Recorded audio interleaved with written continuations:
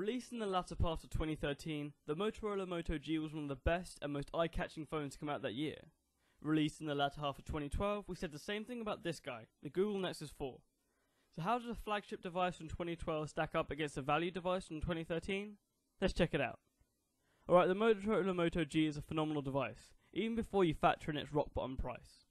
You get a 4.5-inch 720p LCD screen, a 1.2 GHz quad-core Qualcomm Snapdragon 400 with Adreno 305 graphics, a 2070 mAh fixed battery, 1GB of RAM, 8 or 16GB of fixed non-expandable storage, a 5-megapixel rear camera with 720p video capture with a 60 frames per second slow motion video mode, and a 1.3 megapixel front-facing camera. It's interchangeable back shells, an incredibly small footprint, nearly that of an iPhone. Oh, until I mention its price?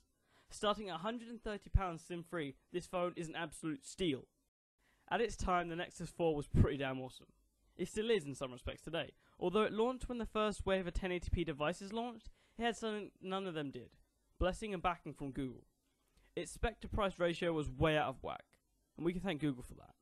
You got a 4.7-inch True HD IPS Plus 768p screen, a 1.5 GHz quad-core Qualcomm Snapdragon S4 Pro with Adreno 320 graphics, a 2100 mAh fixed non-replaceable battery, 2GB of RAM, 8 or 16GB of fixed non-expandable storage, an 8-megapixel rear camera capable of 1080p video recording, a 1.3 megapixel front-facing camera, NFC, and Qi wireless charging. So clearly these are not in the same intended class. One is meant for a budget-minded folk who don't want a terrible phone, and the other's sole purpose is to bring flagship class specs down to a price most people can afford off contract. But as you can see, the Moto G holds its own against the Nexus 4. This thing doesn't feel like an £130 phone. The Moto G, like its bigger and much more expensive brother, the Moto X, is pretty in an understated way. I believe it's designed in such a way that when you hold it, you're supposed to forget it's even there and just use the device. It's a perfect size in the hand, it's curved in all the right places, and it just fits lovely in the hand. And even though the Moto G does not have Moto Maker like its bigger brother, it's not left out in the cold. Moto equipped the G with a removable battery cover so you can switch to other shells, flip cases, and rugged grip shells. The Nexus 4 back in its day, and now, is almost the epitome of the phrase understated design. With glass on the front and shiny glass on the back, and soft touch black rim and dark chrome edges. When it's left on the table, this thing is just gorgeous. Under the D-brand skin on the back of my Nexus 4 is the glitter pattern on the glass. And man is it pretty. This design wasn't perfect, I mean the glass being one of the major flaws. But when it's this pretty and I baby my phones, I never really cared. Alright, let's get down to brass tacks. Which one is a better phone? If I'm honest with you guys, like I always am, I'm not really sure. Performance-wise, they're on par, which really shows the length Motorola went to when optimizing this phone. It has far weaker cores and half as much RAM, yet it performs just as admirably.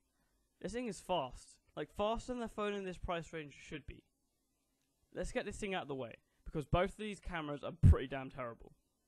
The only upside for the Moto G is the slow motion video, and even then, you're really going to want to disable the sound, it's just bad.